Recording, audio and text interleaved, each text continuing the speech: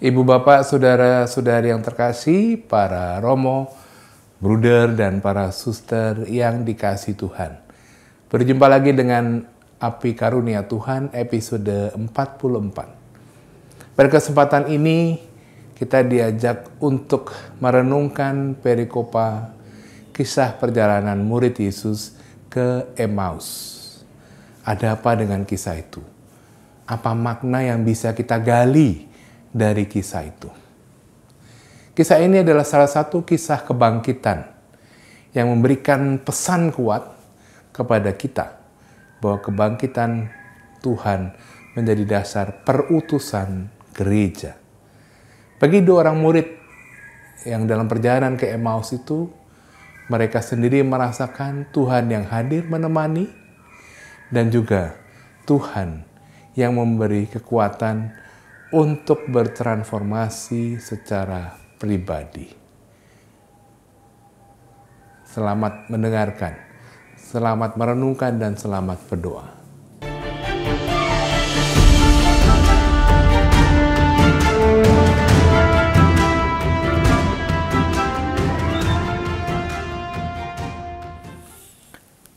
Saudari-saudara yang terkasih, kita sampai pada akhir Injil Lukas. Semua kisah Injil berakhir dengan kisah kebangkitan. Hanya saja ada tetapi ada satu kisah di dalam Injil Lukas yang memberikan perspektif khusus mengenai makna kebangkitan di dalam Injil Lukas itu. Kita ingat kembali yang pernah kita sampaikan.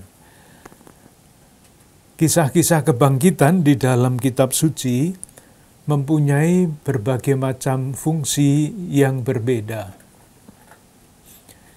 Yang pertama, kisah kebangkitan itu bermakna atau berfungsi untuk membuktikan bahwa Yesus sungguh-sungguh bangkit.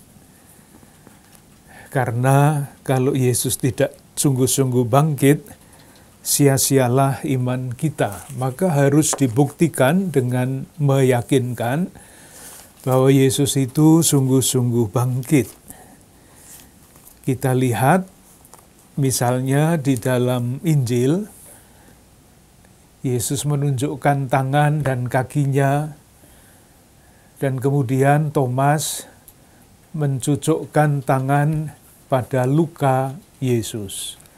Nah, kalau sudah begitu mau diapakan lagi, kan jelas bahwa Yesus itu sungguh bangkit. Dengan catatan, kita mesti hati-hati dengan kisah-kisah seperti itu. Karena kalau kita baca secara lurus-lurus, kita bisa mengatakan, loh kalau begitu Yesus itu bangkit dengan badannya. Tangannya dicucukkan, tangan Thomas dicucukkan pada luka Yesus. Hati-hati. Yang penting adalah dengan cara seperti itu, kepada kita dinyatakan bahwa Yesus sungguh-sungguh bangkit. Itu yang pertama, ada jenis-jenis kisah yang seperti itu. Yang kedua adalah kisah kebangkitan yang diceritakan untuk membuktikan atau untuk mendasarkan perutusan gereja. Yang paling jelas itu adalah di dalam Injil Matius, bab 28 ayat 16 sampai 20.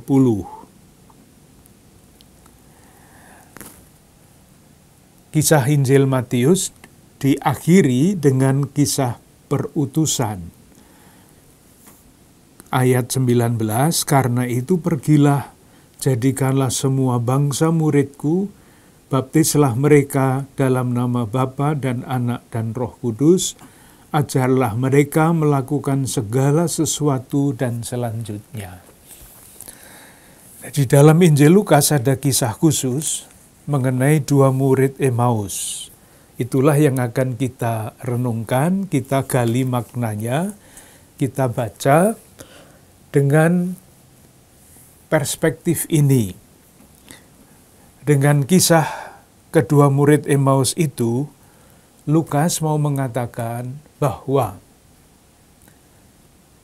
kebangkitan Yesus adalah pengalaman eksistensial. Artinya, mudahnya, kebangkitan Yesus itu bukan masalah masa lampau, dulu Yesus pernah bangkit. Tetapi kebangkitan Yesus dapat kita alami sekarang ini juga. Di mana, nah itulah yang yang nanti akan kita lihat, kisah ini berakhir dengan pemecahan roti. Jadi kira-kira Lukas ingin mengatakan kepada kita pembaca Injilnya, kalau Anda ingin berjumpa dengan Kristus yang bangkit, temuilah Dia di dalam Ekaristi. Itu nanti kesimpulannya seperti itu. Sekarang kita lihat bagaimana kisah ini disusun oleh Lukas sedemikian rupa sehingga pesan yang paling pokok yang ingin disampaikan adalah berjumpa dengan Kristus yang bangkit, buahnya adalah transformasi pribadi. Atau kalau dibalik, atau dikatakan dengan cara lain, kalau mengatakan bahwa seseorang berjumpa dengan Kristus, tetapi hidupnya tidak tertransformasi, itu artinya perjumpaan itu palsu. Pengalaman akan Kristus yang bangkit, indikatornya adalah transformasi pribadi. Nah, sekarang kita lihat bagaimana Lukas menyusun kisah ini sedemikian rupa, sehingga transformasi kedua murid Emmaus itu sangat jelas ditunjukkan. Kita lihat yang pertama, kita baca pelan-pelan beberapa ayat. Ayat 13. Pada hari itu juga, 2 orang dari murid-murid Yesus pergi ke sebuah kampung bernama Emmaus, yang terletak kira-kira 7 mil jauhnya dari Yerusalem. Ada 2 hal yang baik kita perhatikan. Dikatakan bahwa kedua murid itu adalah 2 orang dari murid-murid Yesus. Kalau kita membaca Injil, di sekitar Yesus itu ada macam-macam lingkaran. Lingkaran yang pertama, yang paling dekat, pasti kita kenal, yaitu 3 rasul. Petrus, Yakobus, Yohanes. Itu yang diajak kemana-mana, secara khusus. Lingkaran kedua, ada 12 rasul. Lingkaran yang ketiga, yang disebut murid-murid. Nah, kedua murid Emmaus ini termasuk di dalam lingkaran ketiga yang dekat dengan Yesus, sangat dekat. Masih ada lingkaran berikutnya yang seringkali disebut orang banyak, berbondong-bondong dan sebagainya. Itu orang-orang yang datang pergi mengikuti Yesus. Tetapi kalau disebut murid, itu termasuk orang-orang yang dengan setia mengikuti Yesus meskipun tidak termasuk 12 rasul. Jadi orang-orang ini adalah orang-orang yang dekat dengan Yesus. 1. Yang kedua, mereka pergi ke sebuah kampung bernama Emmaus. Mungkin tafsiran ini agak dipaksakan, tetapi saya sampaikan saja. Emmaus adalah suatu kampung di sebelah barat kota Yerusalem. Sebelah barat. Jadi murid-murid ini berjalan ke barat. Kita semua tahu arah itu bisa berarti perlambangan. Barat adalah tempat matahari tenggelam. Sesudah tenggelam, gelap. Sebaliknya timur adalah tempat di mana matahari terbit. artinya terang. Itulah sebabnya Yesus sering disebut juga sang matahari. Karena sesudah matahari terbit, jadilah terang. Nah, secara simbolik, kepergian kedua murid ke Emmaus itu bisa dibaca dalam arti ini. Nanti sesuai dengan kata-kata yang menyusul. Ketika orang menuju ke barat, tempat matahari tenggelam, artinya dia mendekati kegelapan. Dan ketika orang mendekati kegelapan, tentu wajahnya juga tidak bersinar-sinar. Lambang dari keputusasaan. Itu juga kita lihat kalau kita merayakan Paskah zaman dulu, malam Paskah, ketika ada perjanjian, ada pembaharuan janji baptis, ketika orang yang hadir ditanya apakah kamu menolak setan, itu umatnya menghadap ke barat. Ketika ditanya apakah engkau percaya kepada Allah, berbalik menghadap ke timur. Lambang yang saya kira tidak terlalu sulit untuk dipahami. Itu yang pertama. Yang kedua masih disebut-sebut mengenai murid-murid itu. Mereka bercakap-cakap tentang segala sesuatu yang terjadi. Dikatakan ketika mereka sedang bercakap-cakap dan bertukar pikiran. Nah, ini sesuatu yang bisa ditafsirkan macam-macam. Kalau kita membacanya di dalam bahasa Indonesia itu lurus-lurus, mereka bercakap-cakap, bertukar pikiran, itu kan bagus ya. Bagus, bercakap-cakap, bertukar pikiran, ya biasa, wajar. Tetapi, kalau kita membaca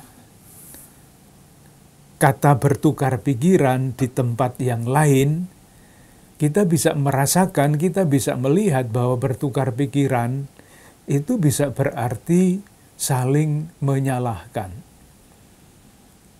Berkelahi, bukan hanya berdiskusi, tetapi berdebat dengan semangat, dengan suasana yang tidak menyenangkan. Dari mana itu disimpulkan? Jadi saya memberi komentar mengenai bertukar pikiran. Coba kita lihat Kisah Para Rasul bab 15 ayat 7. Kisah Para Rasul bab 15 ayat 7. Konsili Yerusalem. Dikatakan begini, sesudah beberapa waktu lamanya berlangsung pertukaran pikiran mengenai hal itu. Pertukaran pikiran ya, Konsili Yerusalem. Sekarang, ini kan yang menulis Lukas mengenai Konsili Yerusalem, dirumuskan bertukar pikiran. Sekarang kalau kita lihat surat Rasul Paulus, yang rasanya berbicara mengenai peristiwa yang sama, kesannya sangat berbeda Konsili Yerusalem itu. Konsili Yerusalem bukan tempat bertukar pikiran dalam arti yang biasa, tetapi konsili di mana para rasul itu berdebat hebat. Saya baca surat kepada orang Galatia bab 2 ayat 1. Kemudian setelah lewat 14 tahun aku pergi pula ke Yerusalem dengan Barnabas. Dan Titus pun kubawa juga. Nah sekarang aku pergi berdasarkan suatu penyataan. Ini di balik kata-kata ini, Paulus mengatakan, kalau hanya pimpinan gereja Yerusalem yang mengundang saya tidak akan pernah datang. Kalau saya pergi ke Yerusalem, karena saya merasa disuruh oleh Tuhan Yesus. Nah, kalau orang berjumpa dengan suasana hati seperti itu pasti bukan bertukar pikiran dalam arti baik-baik.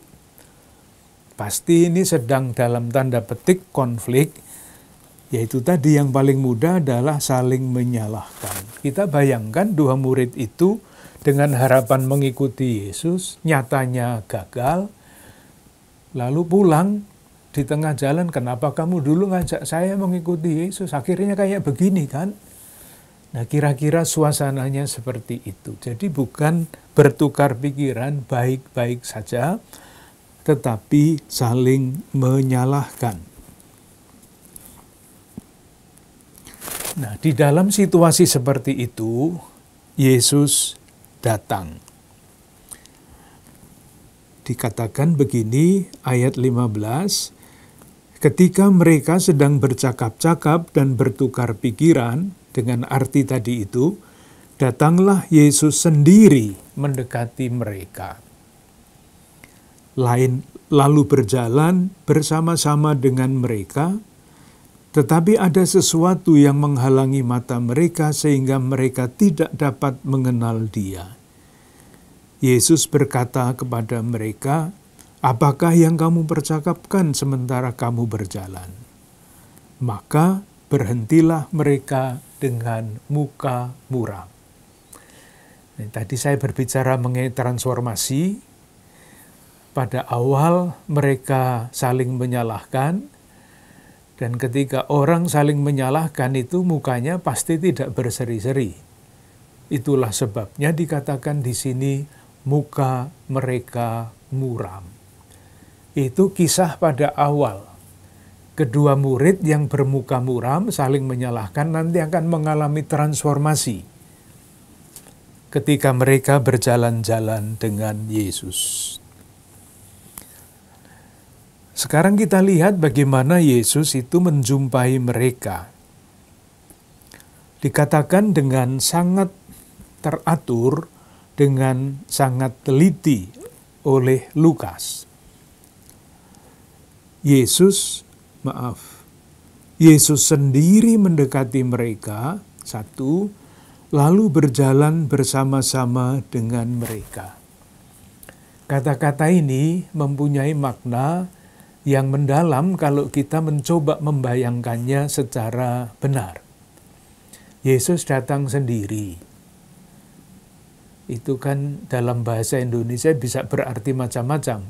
Dia tidak mewakilkan kehadirannya kepada orang lain. Dia datang sendiri. Satu. Yang kedua, gambaran berjalan bersama-sama dengan mereka. Itu juga bisa berarti perlambangan. Silahkan membayangkan kedua murid itu dalam keadaan seperti itu berjalan. Suasana hati mereka terungkap di dalam wajah mereka yang muram. Yesus datang berjalan bersama-sama. Gambarannya adalah berjalan bersama-sama itu orang yang langkahnya panjang menyesuaikan diri dengan orang yang langkahnya pendek. Jadi tidak menurut iramanya sendiri jalan dengan langkah panjang yang langkahnya pendek ditinggalkan, enggak. Berjalan bersama-sama artinya dengan langkah-langkah yang sama. Secara simbolik itu berarti Yesus masuk ke dalam jiwa, ke dalam batin orang-orang dua murid Emmaus itu yang sedang bermuka muram, yang sedang saling menyalahkan, masuk ke dalam batin mereka, menyesuaikan pikirannya dengan pikiran mereka. Jadi tidak datang sebagai orang yang hebat-hebat, menegur mereka dan sebagainya, menyelami hati mereka. Inilah dasar kalau kita mau mengatakan Yesus sahabat kita. Ini sebagai seorang sahabat yang menemani kedua murid itu bersama-sama berjalan. Yang berikutnya mengenai Yesus, Yesus berkata kepada mereka, apakah yang kamu percakapkan sementara kamu berjalan? Ini adalah suatu jurus komunikasi yang sangat istimewa. Jurus komunikasi, jadi cara berkomunikasi supaya kedua murid itu menceritakan keadaan batin mereka. Tidak menebak, kamu kecewa kan? Jangan kecewa, mestinya begini-begini mana. Itu orang yang memberi nasihat tetapi tidak tahu komunikasi. Sementara Yesus bertanya, apa yang kamu percakapkan sementara kamu berjalan? Artinya dengan cara seperti itu, Yesus ingin supaya kedua murid itu menolong dirinya sendiri, menyadari apa yang ada di dalam batin mereka. Lalu dengan kehadiran Yesus, mereka dibantu untuk sadar akan keadaan batin mereka dan berubah. Reaksinya bagaimana? Reaksi murid-murid itu, maka berhentilah mereka dengan muka muram, jelas. Ayat 18, seorang dari mereka namanya Kleofas menjawabnya, adakah engkau satu-satunya orang asing di Yerusalem yang tidak tahu apa yang terjadi di situ pada hari-hari belakangan ini? Itu orang yang mukanya muram, hatinya kecewa, tidak bisa diharapkan kata-katanya simpatik. Ini Yesus datang berjalan bersama-sama mereka, mestinya kan rumusannya nggak begini nih ya. Rumusannya kan simpatik mestinya. Tetapi karena orang-orang itu, dua murid Emmaus itu wajahnya muram, maka kata-katanya ya muram. Yesus dianggap orang asing. Jadi kalimat ini mesti dibaca dengan nada yang keras. Apakah engkau satu-satunya orang asing di Yerusalem yang tidak tahu apa yang terjadi di situ pada hari-hari belakangan ini? Ini kan menganggap seolah-olah kau bodoh, kau tidak terlibat, kau tanpa pengetahuan, seperti itu. Kira-kira marah dia. Yesus yang dimarahi dengan kata-kata seperti itu tidak bereaksi seperti yang biasanya. Kalau dikata-katai dengan kata kasar, dijawabnya dengan kata kasar. Itu bukan komunikasi yang membangun. Maka Yesus bertanya pada ayat 19, apakah itu? Kembali lagi, seperti pertanyaan yang pertama, apa yang kamu percakapkan? Digali isi batinnya. Apa itu? Selanjutnya, pada mulai ayat 20 dan selanjutnya, itu adalah muntahan. Maaf kalau saya menggunakan kata itu. Muntahan hati murid-murid Emmaus itu. Mengenai Yesus, mengenai kekecewaan terhadap peristiwa Yesus yang dibunuh. Mestinya Yesus mereka harapkan menjadi penyelamat, tetapi akhirnya mati dibunuh. Coba kita baca beberapa ayat. Jawab mereka, apa yang terjadi dengan Yesus orang Nazaret? Dia adalah seorang nabi yang berkuasa dalam pekerjaan dan perkataan di hadapan Allah dan di hadapan seluruh bangsa kami.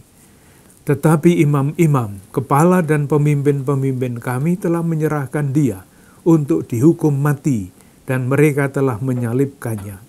Padahal kami dahulu mengharapkan bahwa dialah yang datang untuk membebaskan bangsa Israel.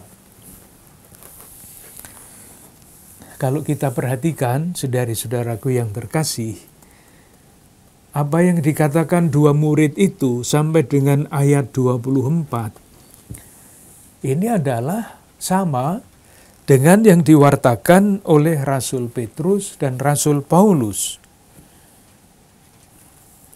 di dalam khotbah-khotbah mereka. Misalnya ya, nanti bisa dibandingkan yang dikatakan dua murid itu dengan khotbah Petrus di dalam Kisah Para Rasul bab 2. Kisah Para Rasul bab 2 itu khotbah Petrus sesudah peristiwa Pentakosta. Yang diwartakan isinya sama. Mulai bab 2 ayat 14 sampai 40. Ini khotbah Petrus yang isinya sama dengan yang dikatakan oleh dua murid Emmaus itu. Hanya Petrus mengatakannya begini, maka bangkitlah Petrus berdiri dengan ke-11 rasul itu, dan dengan suara nyaring ia berkata. Jadi berkhotbahnya itu tidak dengan wajah muram, tetapi dengan suara nyaring. Demikian juga dengan khotbah Paulus pada Kisah Para Rasul bab 13. Mulai dengan bab 13 ayat 15 dan selanjutnya sampai dengan ayat 48. Itu adalah khotbah oleh Paulus mengenai Kristus yang wafat dan bangkit. Bedanya apa? Bedanya khotbah Petrus dan khotbah Paulus itu diucapkan dengan semangat, dengan kegembiraan, dengan keyakinan sebagai saksi. Sementara yang disampaikan oleh dua murid Emmaus itu sama isinya, tetapi dengan wajah muram. Lah siapa yang percaya kepada pengkhotbah yang wajahnya muram? Itulah yang dikatakan oleh Paus Fransiskus, mewartakan sabda Tuhan, mewartakan kabar gembira, tetapi dengan wajah orang yang pulang dari kuburan. Tidak ada yang percaya. Tetapi baik di sini, karena Yesus membiarkan kedua murid Emmaus itu sekali lagi dengan kata-kata kasar, muntah. Segala kekesalan, segala kekecewaan, segala macam emosi yang tidak bagus ditumpahkan keluar. Nah, itulah caranya supaya orang sembuh. Sama kalau kita masuk angin, sebelum muntah, nggak sembuh kita. Tetapi sesudah muntah, badan kita ringan. Sama kalau orang berbeban, itu kalau belum memuntahkan beban-beban hidupnya, susah untuk diajak omong baik-baik. Ada sesuatu yang menghalangi mereka. Maka Yesus sabar bukan main, mancing-mancing apa yang kamu percakapkan tadi. Apa itu? Mereka muntah. Nah, sesudah muntah, rupanya itulah saatnya ketika kedua murid itu sudah sampai pada titik mereka bisa disembuhkan. Kata-kata Yesus itu tidak ringan, tidak halus, ayat 25.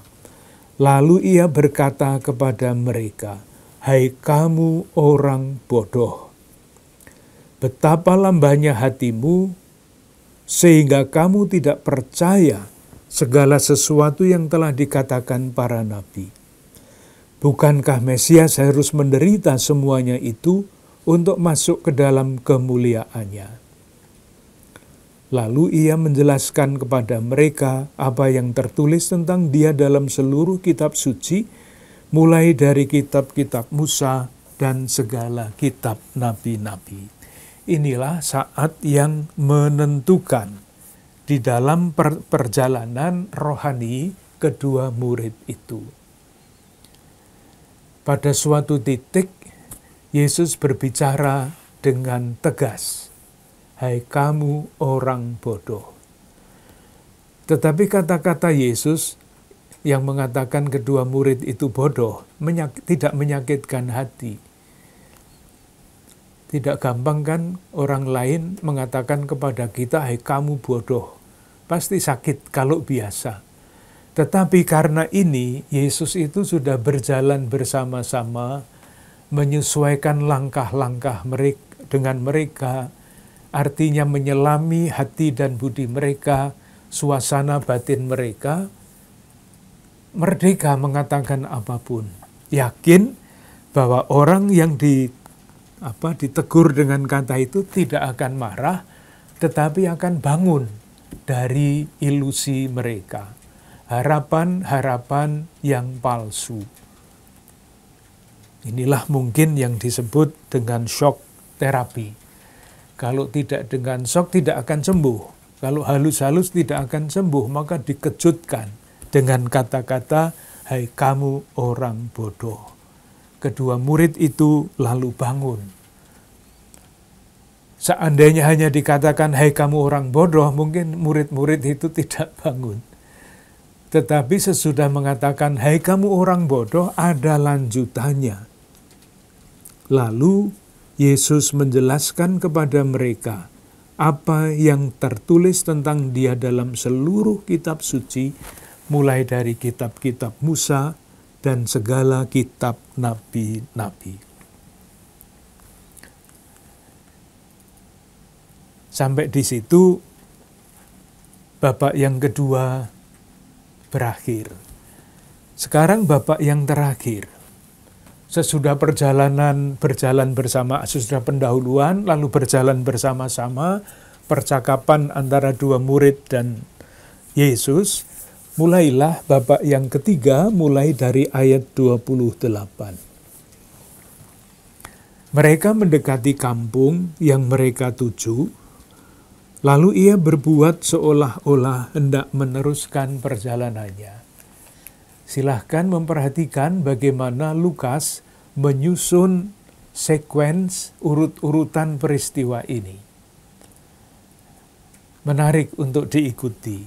Tadi bertanya, pura-pura tidak tahu, berjalan bersama-sama, model komunikasi seperti itu, verbal. Sekarang diikuti dengan model komunikasi yang tidak verbal, ayat 28. Ia berbuat seolah-olah hendak meneruskan perjalanannya, mancing. Ini dua murid ini sudah sembuh atau belum dari kekecewaannya? Dipancing. Tidak ditanya, "Kamu sudah sembuh kan?" Nah, kalau begitu nanti jawabannya bisa macam-macam, maka dipancing. Dan ternyata pancingannya itu berhasil. Ayat 29, tetapi mereka sangat mendesaknya, katanya, "Tinggallah bersama-sama dengan kami, sebab hari telah menjelang malam dan matahari hampir terbenam." Coba dibandingkan kalimat ini, ayat 29, dua murid Emmaus itu, dibandingkan dengan kata-kata mereka pada ayat 18. Sudah sangat berbeda nadanya. Pada ayat 18 sekali lagi mereka berkata, "Adakah engkau satu-satunya orang asing yang tidak tahu apa yang terjadi di sini?" Silahkan membayangkan watak atau sikap kedua murid itu pada ayat 29. "Tinggallah bersama-sama dengan kami, sebab hari telah menjelang malam dan matahari hampir terbenam." Itulah buah dari transformasi yang pertama. Jadi dari kata-kata yang keras menjadi kata-kata yang bersahabat. Memandang Yesus sebagai orang asing yang tidak tahu menahu mengenai masalah-masalah di Yerusalem, sebagai sahabat sesudah perjalanannya, "Tinggallah bersama-sama dengan kami."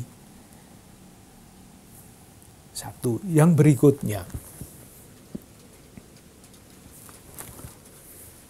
Waktu ia duduk bersama, lalu masuklah ia untuk tinggal bersama-sama dengan mereka. Waktu ia duduk makan dengan mereka, ia mengambil roti, mengucap berkat, lalu memecah-mecahkannya dan memberikannya kepada mereka. Ketika itu terbukalah mata mereka, dan mereka pun mengenal Dia, tetapi ia lenyap dari tengah-tengah mereka. Inilah akhir dari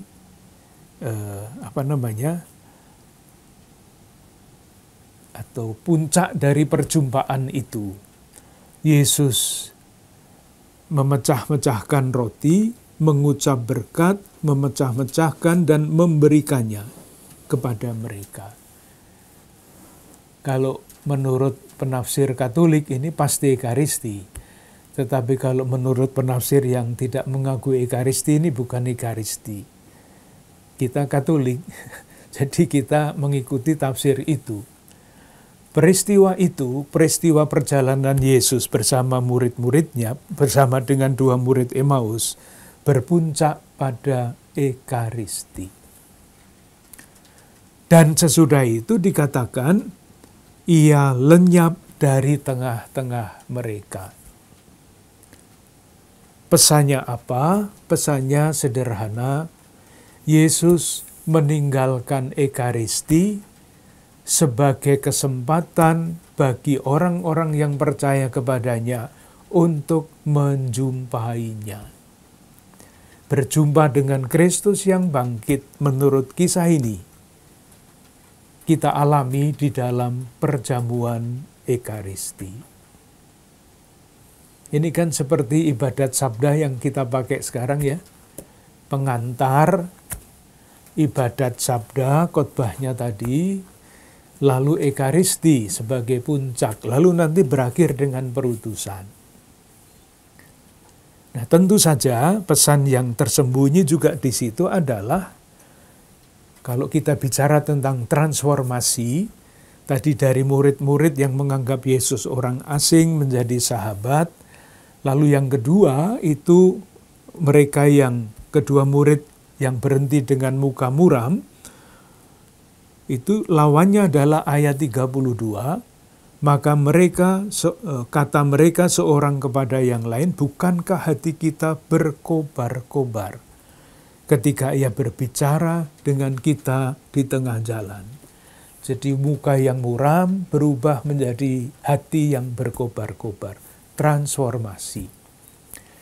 Dan pesannya adalah, tadi saya katakan, transformasi seperti itu adalah buah dari perjumpaan dengan Kristus yang bangkit. Kristus yang bangkit dijumpai sekarang ini dalam Ekaristi. Maka pesannya adalah ketika kita merayakan Ekaristi, harapannya buah-buahnya adalah transformasi pribadi. Transformasi pribadi dapat kita pakai sebagai indikator apakah Ekaristi yang kita ikuti, kita rayakan itu benar-benar suatu perjumpaan. Bukan sekedar kewajiban, bukan sekedar upacara, tetapi sungguh perayaan Ekaristi. Saya seringkali membedakan antara upacara dan ibadat. Menurut rasa bahasa saya, itu sangat berbeda. Upacara itu bisa mengucapkan apapun, tetapi tidak ada pengaruhnya di dalam hati. Atau bahkan lebih ekstrim, upacara itu di dalam masyarakat tertentu dipakai sebagai alat untuk menjinakkan dewa.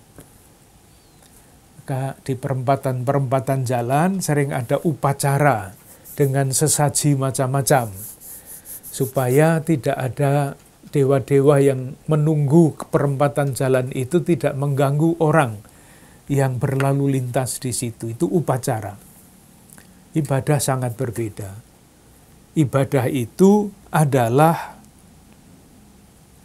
konsekuensi dari kesadaran kita sebagai makhluk. Sebagai makhluk ciptaan Tuhan, kita mesti bersembah, sujud kepada Allah. Nah, di dalam perayaan Ekaristi, tadi kata-kata yang dipakai itu sangat teliti.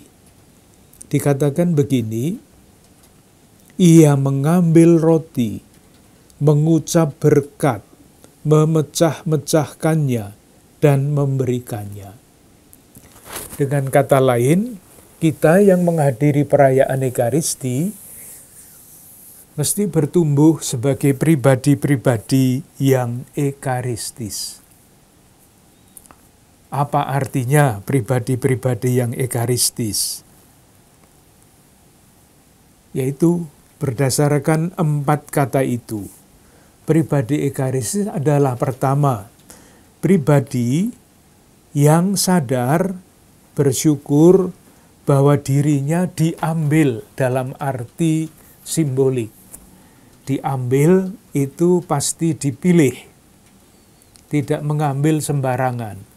Jadi siapapun kita, kalau kita sungguh menjadi pribadi yang ekaristis, mesti sadar bahwa kita, siapapun kita, dalam keadaan apapun kita, adalah pribadi-pribadi yang dipilih oleh Allah. Itu satu. Yang kedua, mengucap berkat. Kita dipilih tidak didiamkan saja sesudah dipilih itu, tetapi dibekali berkat. Kita diberkati. Diberkati itu juga artinya bisa macam-macam. Diberkati, diberi tanda salib, oke, itu juga berkat. Diberkati untuk diutus, itu juga berkat. Tetapi ada satu hal yang seringkali dilupakan. Berkat dalam bahasa Indonesia, dalam bahasa Latin, berkat itu benedictio. Terdiri dari 2 kata, bonus menjadi bene, dicere menjadi dictio. Kalau diterjemahkan secara harafiah, memberi berkat itu artinya berbicara baik mengenai orang yang diberkati itu. Jadi berkat yang utama kita dengar dalam suara dari langit terhadap Yesus yang sedang dibaptis. Engkaulah anak yang kukasihi. Itu berkat. Jadi kalau kita menerima berkat Tuhan, itu sama dengan kita mendengar kata-kata itu. Kata-kata yang dulu diucapkan kepada Yesus, diucapkan kepada kita masing-masing. Engkaulah anak yang kukasihi. Kesadaran itu mesti muncul di dalam pribadi-pribadi kita yang mengikuti Ekaristi. Tetapi berkat, pilihan dan berkat itu tidak untuk dinikmati sendiri. Maka kata berikutnya adalah dipecah-pecah. Ia mengambil roti, kita dipilih, kita diberkati, artinya dikasih oleh Allah, supaya apa? Supaya kita siap untuk dipecah-pecah. Nah, ini tidak enak. Kalau kita tidak dipilih, kita belum diberkati, dipecah-pecah itu sakit. Tetapi ketika kita sadar bahwa kita itu dipilih, dikasihi oleh Allah, diberkati dengan berkat itu, engkaulah anak yang kukasihi, maka seperti Yesus hidupnya dipecah-pecah. Tidak enak. Kalau kita omong tentang enak, tetapi membahagiakan tentu saja. Dipecah-pecah untuk apa? Tidak berhenti di situ juga, lalu dibagikan, diberikannya kepada mereka. Artinya, kalau mau mudah, berjumpa dengan Kristus yang bangkit, sekarang dalam Ekaristi, indikatornya adalah kerelaan untuk berbagi kehidupan. Karena kita adalah orang-orang yang dipilih, orang-orang yang diberkati, maka siap dipecah-pecah untuk diberikan kepada semakin banyak orang. Nah, sesudah disembuhkan, lalu babak yang terakhir, ayat 33 sampai dengan 35. Lalu bangunlah mereka dan terus kembali ke Yerusalem. Tadi meninggalkan Yerusalem ke arah Emmaus, artinya berjalan ke barat, ke tempat matahari terbenam. Sesudah disembuhkan, wajah mereka tidak muram lagi, hati mereka berkobar-kobar, mereka kembali ke Yerusalem berjalan ke timur, tempat matahari terbit. Di situ mereka mendapat ke-11 murid itu. Mereka sedang berkumpul bersama-sama dengan teman-teman mereka. Kata mereka itu, sesungguhnya Tuhan telah bangkit dan telah menampakkan diri kepada Simon. Mereka datang ke Yerusalem mendapat berita ini. Lalu yang terakhir, lalu kedua orang itu pun menceritakan apa yang terjadi di tengah jalan dan bagaimana mereka mengenal Dia pada waktu Ia memecah-mecahkan roti. Kisahnya berhenti di situ. Jadi kisah ini dapat kita baca dengan berbagai macam sudut. Sudut yang pertama tadi sudah kita ceritakan, mengalami Kristus yang bangkit. Mengalami Kristus yang bangkit itu berarti mengalami kehadirannya di dalam Ekaristi dan buahnya dalam transformasi pribadi. Itu satu. Sebetulnya kisah yang sama juga bisa kita baca dalam perspektif pembentukan saksi-saksi. Selama ini kita bicara mengenai pembentukan murid-murid, ke-12 murid, Petrus, Maria, dan sebagainya. Dalam kisah kedua murid Emmaus ini, kacamata itu juga bisa kita pakai untuk menjadi saksi-saksi Kristus yang bangkit. Tadi kan penutupnya itu. Murid-murid itu mesti disembuhkan lebih dahulu. Jadi yang pertama tadi puncaknya Ekaristi, sekarang kita melihatnya dengan cara lain, murid-murid disembuhkan sampai akhirnya mereka siap untuk menjadi pewarta-pewarta Injil. Yang ketiga, terakhir, transformasi itu kalau kita rumuskan di dalam bahasa yang seringkali kita temukan di dalam buku-buku bacaan rohani, satu, dari kesepian menuju keheningan. Sepi dan hening itu sangat berbeda. Sepi itu mencemaskan, membuat orang gundah. Hening itu membuat orang damai. Sepi itu bisa dimanipulasikan. Keheningan tidak bisa dimanipulasikan. Maksud saya, kalau orang kesepian itu bisa ditawari segala macam yang baik, yang buruk, dan dia akan ikut saja. Itulah yang dilambangkan dalam kisah ini, muka yang muram. Sementara keheningan itu tampak di dalam hati yang berkobar-kobar. Itu satu. Jadi kita ini sepanjang hidup kita belajar, berjalan terus, tidak akan pernah sampai keheningan yang utuh.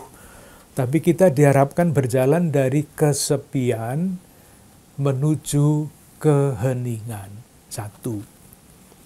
Yang kedua, dari rivalitas menuju hospitalitas. Rivalitas itu bermusuhan. Itulah yang terungkap di dalam kata-kata kedua murid terhadap Yesus pada awal. Adakah engkau satu-satunya orang asing yang tidak tahu? Itu mengungkapkan rivalitas. Orang lain itu orang asing, orang lain itu saingan, orang lain itu membahayakan. Itu rivalitas. Ada benih-benihnya di dalam diri kita, ada. Maka kita diajak di dalam transformasi itu untuk masuk.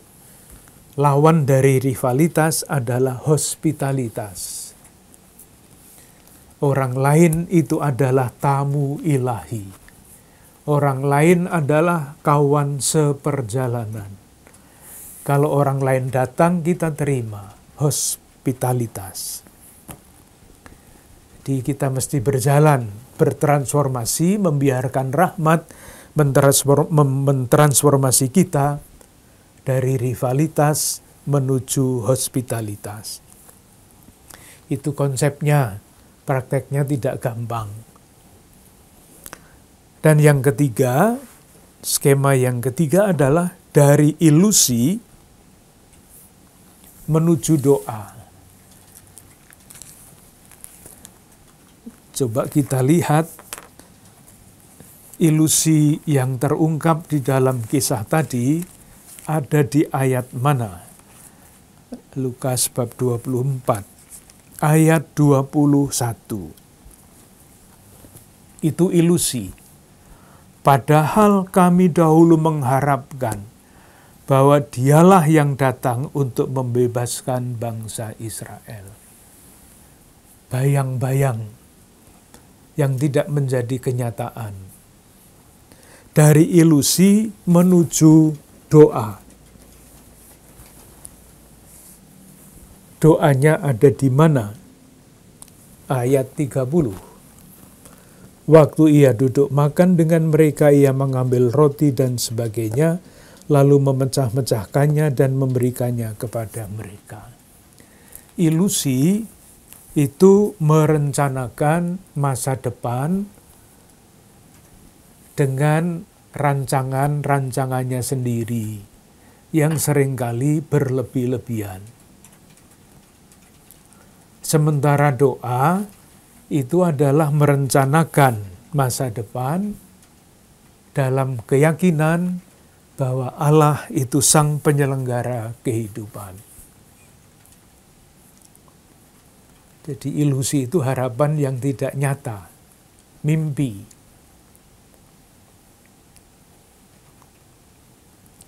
Baik, dengan demikian kita selesai membicarakan Injil Lukas.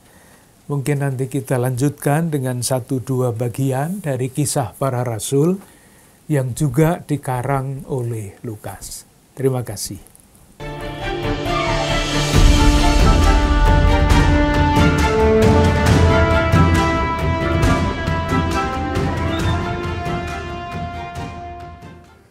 Saudara-saudari yang terkasih, transformasi pribadi yang bagaimana dialami oleh para murid. Ketika Yesus menemani perjalanan 2 orang murid di Emmaus, Yesus memecah roti, membagi-bagikan. Dan seketika saat itu, para murid tidak lagi galau, tidak lagi kecewa atau berduka. Tetapi para murid hatinya berkobar-kobar karena berjumpa dengan Yesus yang bangkit. Semoga kita juga, karena belas kasih Tuhan, terus bisa membuat api karunia Tuhan dalam diri kita berkobar-kobar. Berjumpa dengan Yesus dalam Ekaristi. Kita mohon berkat Tuhan. Semoga saudara-saudari sekalian dan keluarga senantiasa dibimbing, dilindungi dan diberkati oleh Allah yang Maha Kuasa, Bapa, Putra, dan Roh Kudus. Amin. Sampai jumpa. Terima kasih.